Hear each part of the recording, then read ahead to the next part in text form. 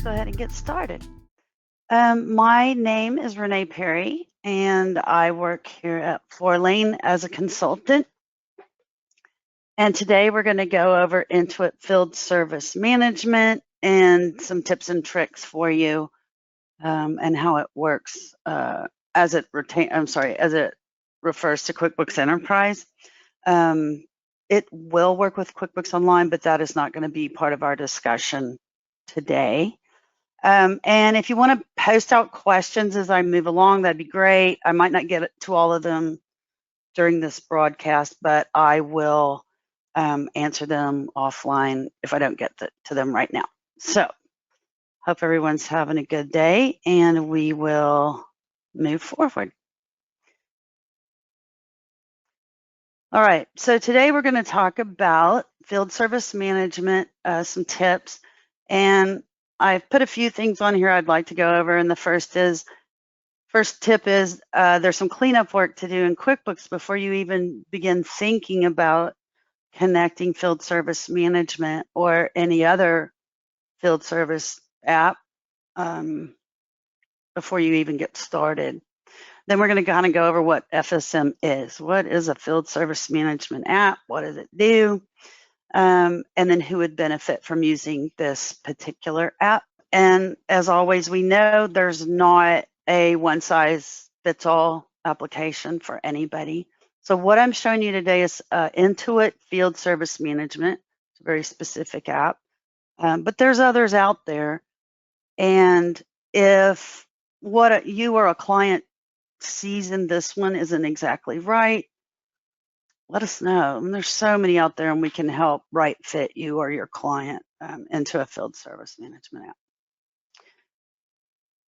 All right, so I'm going to go ahead and get out of this. And let's share this screen right here. So what you're looking at here is Intuit Field Service Management. It's a web-based app, which means you can access it from anywhere. And what it does is it allows us to go ahead and schedule and assign work orders for our staff in the field, so technicians and that sort of thing. And that's what all field managements are used for. So some of them, fancier ones, will also handle your inventory for you, but this one helps with inventory movement within QuickBooks. And then what happens when we're done with the work order over here and we've closed it out and put all the parts and the service hours onto our work order, it then takes that as an invoice and posts it over to QuickBooks. So now we can track our inventory deductions and track our COGS and income and send out our invoicing from there if that's what we want to do. So that's the overall, and then I'll go deeper into that in a minute, what this does do. But let's talk where I began, and that is with QuickBooks and what we should be looking for if we're thinking about setting up field service apps, and really any app, but it's a good time for cleanup, right? So the main thing Intuit Field Service Management is going to do is going to connect to your QuickBooks desktop. It's going to sync over your customers and jobs that are in QuickBooks and copy them into Field Service Management. And it's also going to look at your items list, so your inventory parts, non-inventory parts, service items, and copy those over into Field Service Management as well. So we want to make sure those things are nice and clean before we make that initial connection. The biggest thing we need to look at is our customer list. So let's go over here, and I'm going to pull it up as an actual list. Sometimes that's easier. I'll pull a customer contact list here. And I need to look at a number of things. So I'm going to come here. I care nothing about balances at this point. So what I care about are my names probably, but I care about the phone numbers. and the email addresses. And then I also care about, let's go down here, take that away. I care about my addresses, specifically my zip codes. I'll get those turned on. I'm just going to make a big report, but it's important. And then also, your tax codes and those sort of things are going to sync up as well. So, okay there. What we're going to want you to look for, is get rid of any unnecessary customers that we don't need anymore. If somebody hasn't been with you for a long time, it's a great time when you're connecting any sort of new app to go ahead and let's, inactivate the customers that we don't need anymore. Then we're also looking at, let's see if I can get this a little smaller. The phone number fields should only have one phone number in them. No extension 1234, no Bob's cell phone, nothing like that, just a properly formatted phone number in each phone field. And same thing with my email. So QuickBooks does let us put more than one email address in an email field, right? Using a semicolon or a comma. But when we're connecting to one of these apps, it does not care for that. So we want to make sure one email per email field per customer. You'll notice too over here on the left, I have my sub customers. So airports, Austin. So that's my airports is my parent customer. My colon indicates that what comes after is a sub customer. This is great. This is going to line up in field service as a sub site. So over here they're called sub customers or jobs, and field service they're going to be called job sites. Okay, so that's still usable data. The other thing we're going to want to look at, it'd be nice if all the addresses were in, especially our ship to addresses. But the other thing that's going to cause it to fail is going to be these zip codes. If my zip codes aren't properly formatted in QuickBooks, it's going to fail when I try to sync to Field Service Management. So take a look at these. The other thing to keep in mind with Intuit Field Service Management specifically is that it will handle Canadian zip codes, but it will not handle other foreign zip codes. So the workaround we found for that is just put your own zip code in your zip code field and then give yourself a note field or a custom field for a foreign zip code if that's what you need to do. But Field Service Management is intended for use within the United States and Canada. Okay. So that's number one.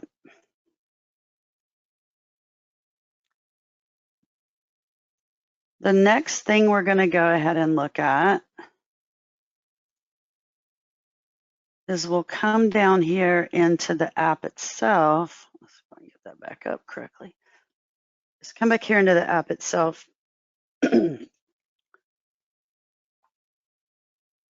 This web app, we can help with setting it up. It's complicated to set up, mainly because it's just not self-explanatory. But once it's set up, it is very easy to use. But what I wanted to make sure people understand, and the thing that people tend to miss, is the visual cues inside of here. So right here, I've got my list of work orders that needs to be scheduled. And someone will come and go, I don't see my work order. I don't see my work order. Okay, well, you need to change the view. So maybe it's pending, right? So I can change that to my pending view and see what's over there. But I can also, I've got to make sure I'm looking at the type of work order that I need to see. Once we're inside of here, inside of my list of work orders, of course, I can drill into my work order. And there's also these little icons down here that tell me what things mean. There's also colors. and you'll get used to this over time. But the color red usually means when we're looking at it in this view that either this was an emergency or this has some kind of flag or it's overdue, and probably it's overdue. So the square means it's on hold, and red means that there's something else going on. Probably it's overdue as far as the date range goes. Another thing to know, that's kind of a tip in here, you cannot delete a work order. Once you put a work order in here, it's here forever. But how do I get rid of it? You know, Renee, I made a mistake, this WO0200, and I don't need it anymore. How do I delete it?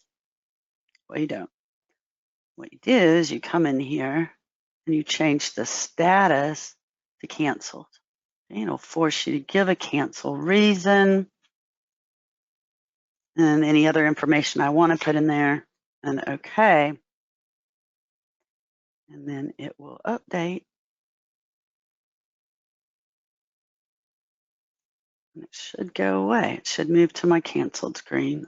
Okay, and gone it is, and it lives now under the canceled, so I can always pull it back up.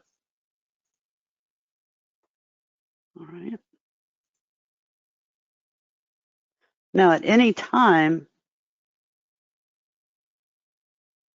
I can look for a work order. Obviously, I can just put it up here and do a search and bring it up as well. So I don't always have to look at it in this long list if you have a long list. Also would like to, and hopefully this is going to work, phone. Let me get it unlocked because I got ready ahead of time, which maybe wasn't the right thing to do. This is the mobile app for Field Service Management. Works on an iPhone or an Android. We can go in and set up what our technicians will see when they're in this application and how often it's going to alert them when they have things assigned to them or when they are overdue, so on and so forth. So this is something to, I guess one of the biggest complaints we'll get when we first set someone up is, this thing's blowing my phone up. How do I make it, ease up on me? There is a place we can go in and change those warnings. And there's also a place to come in here, like I said, and see what they see. So let's go over here and look at one. And you can see it comes up, tells me what my work order is and what the information is and what its status is. So if this is overwhelming, or of course I've got everything on earth turned on, which is probably a lot, but if this is overwhelming, especially at first, then we can turn some of this stuff off and not just try to make our techs crazy in the field. There's also some custom fields on here, but when we're introducing a new system, especially a field service system, to people who are maybe not the most tech savvy, which typically, depending on the age of our technicians, right, this can be scary. And we want to keep that in mind and ease them into it. This particular app is probably the most user-friendly and the easiest for your technicians to learn. So if you've never, or your clients have never used a field service app, this is a good jumping off point. It's not terribly expensive. It's easy to learn. It doesn't have just crazy amount of bells and whistles. So that's actually nice when you're getting your feet wet in a new process or application. So this is one that we would recommend as a jumping off point for someone who's in QuickBooks. And then from there, of course, we can always work with our clients. And I tell mine this, please work in it for 6 months, get used to it. And then let's get back together with our lead technicians and let's talk about, what did you like? What would you rather have? And then if we need to move to something fancier, we certainly could. But I think easing people in is a good way to go. Our clients here are so varied that implement field service apps for. They're so varied. Now, your usual HVAC companies, probably our biggest ones, plumbing companies, of course, people who take care of swimming pools, that sort of thing. We do quite a few of those, some lawn services. I have an interesting one that I didn't even know this was a thing. I'm always amazed at what people end up doing for a living, but I have this one, and they install equipment and service equipment in restaurants. And this equipment allows then for a truck to come out and fill up their fryers with clean oil, and then extracts the dirty oil to take away for recycling. So they're big into field service, and we did a lot of customization for them. So I just thought that was really interesting. I didn't even know that was an industry. So there we are. Of course, inside the app, they can pop into just about anywhere there's an arrow over here on the right. And of course, the service address is going to be take them to a Google map to give them directions. And as long as the permissions are turned on the phone, and if you own the phones, if the company owns the phones, of course, you'll make sure this is turned on. GPS is tracking where my technicians are at any given moment, so I can find them on the map. And let's see if that actually works on mine right now. I might have my VPN turned on, so this may not work, but go over here. There we are, my technicians. Since I'm logged in, I should show up. Oops, a little too far in there. Let's go over to my text. There's me. Yeah, I'm over there near Austin. So pretty cool. It doesn't, I mean, it's not minute to minute on this one, but it does show you where they're going. And so, yeah, pretty cool. We can keep up with them. And it does help us with our routing if we get emergency routes and say, oh gosh, I've got a ticket and it's over here in near Georgetown, and Renee's over here, and so she's the closest. Let's, send her over there. That sort of thing. So it can be handy for that. Time card tab. Yeah, absolutely. Let's talk about that. Let me get out of that. So the time card tab, that is that's an option that you can turn on. There's only 2 options when you get field service management. Time cards is one of them. And basically what this does is I can set up time cards for my people, and it's either punch in, punch out, or it's tracking when they change their the work order on their app. So if I'm in this app and I go ahead and I pick up my work order, and I'm going to set it to pick up and start. You could go pick up, and then you can set it to track when they're en route. That's a thing as well. But I'll just go ahead and do pick up and start for right now. So this has put a timestamp onto this work order, 0258. And let's go there real quick, and I'll show you how all this ties together. 0258.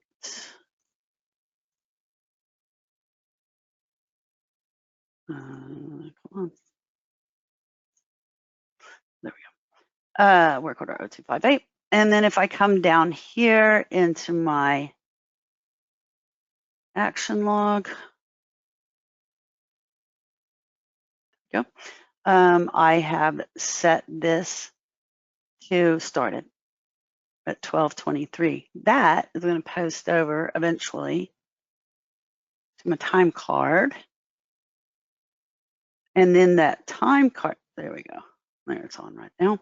And it's running. Obviously, I don't have enough time on it yet and I haven't hit stop. I can also set this to rounds, I think 5 minutes and 15 minutes. No rounding, 5 and 15, I believe. Then when people are done for the day, I can come into this time card module. I can check my time card entries. I can adjust the time card entries. Let's go. So I've got not approved here. And sorry, that took me right back where I was. Let's go ahead and edit that. And I can do time in, time out, or I could just put in a total. But I'll go ahead and change this to 8 o'clock a.m.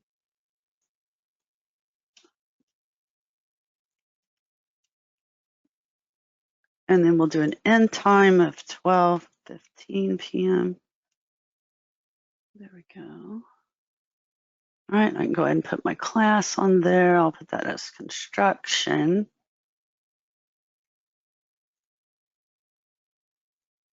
Did I do something crazy? Today is the 10th. Save that. There we go. And now I have my 4 hours, 15 minutes. I can approve it here, or I could approve it in mass on that other page. I'll go ahead and approve it here. So I've approved my time card. What's going to happen after that? When I do my sync, the approved time cards are going to push over to QuickBooks, and they're going to land in your timesheet. I haven't synced this right now. Obviously, that it takes a while, but that would sync right over here into my timesheet and fill out. Today is Wednesday the 10th. Would put the 4 hours here for that particular job. What it won't pull in, it'll pull in the job. I don't think it's going to pull in the service item. I would have to put that in there, but of course I can change it in the timesheet before I run payroll. So does that? Hopefully that helps. It's just going to get all the times from that. Now, what's the blowback we get on that? My people aren't pushing the button when they're supposed to. That's training. That's accountability, right? They have to push the buttons, or we have to come in and fix it on the timesheet. But if they will push the buttons, I will be able to get that information over into QuickBooks easily during your sync. We're almost at the end of our time. Does anybody have any other questions? Or I could go down this rabbit hole for hours, but don't have time. Don't have the time today. So if you do have any questions, please just shoot them out there, or go ahead and shoot us an email over here at Fourlane. We've also got our website, fourlane.com, and our YouTube channel, it's just Fourlane. And I highly encourage you to go to our YouTube channel. We are constantly putting videos up there. There's so much good information, including on this particular app, but there's so much good information on there. So that's it. I'll go ahead and wrap it up if there's no other questions, and let you all get back to your day. And I appreciate you being here with us today. Thank you so much.